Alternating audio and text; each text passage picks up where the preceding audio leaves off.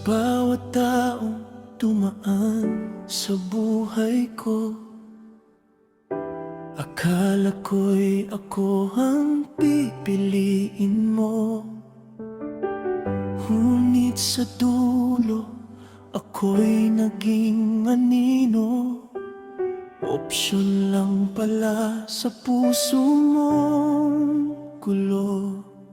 Pinangarap kong may darating, balang araw mamahalin ako nang walang alinlangan. Makikita ang halaga ng katauhan, hindi lamang ang kaya kong ibigay kailanman. Ngunit habang lumilipas ang panahon, unti-unting napagod ang damdamin. Maraming ngumiti, ngunit may kailangan, at ako'y naiwan na naman sa hangin. Hindi pala sapat ang buong pagmamahal para pagalingin ang sugat ng nakaraan.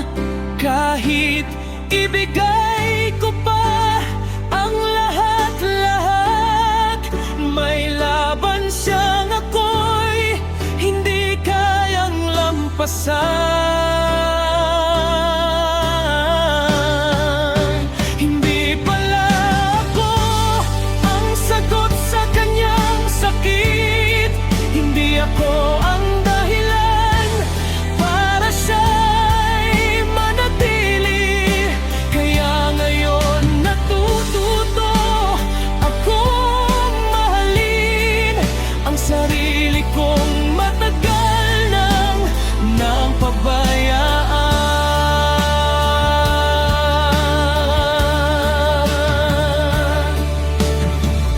Nang marinig ko ang balita tungkol sa'yo, parang bumalik lahat ng kahapon ko. Mga pangarap na iniwang nakabitin, at mga salitang hindi na mababawi. Napaisip ako sa gitna ng katahimikan, kung may hangganan ba ang tapat na pagmamahal, kung bakit may mga pusong kahit anong alaga ay hindi pa rin kayang iligtas sa pagdurusa. Doon ko unti-unting naunawaan, may laban ang bawat taong dinadala, at hindi responsable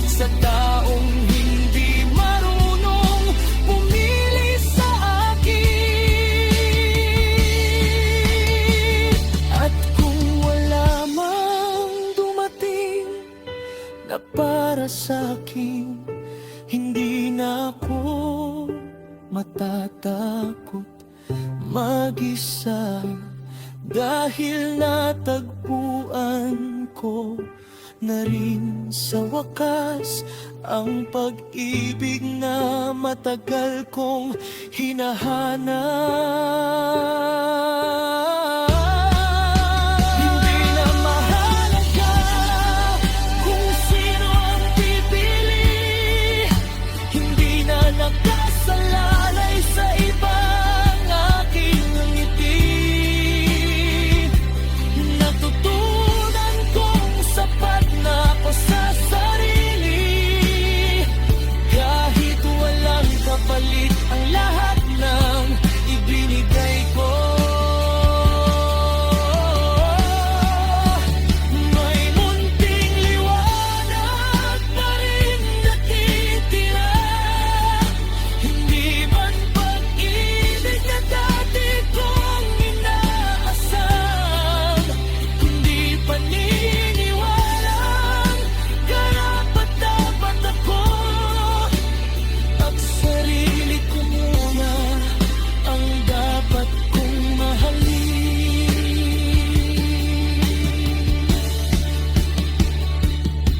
Sa wakas, natutunan kong ang pinakamahalagang pagmamahal ay ang pagmamahal sa sarili.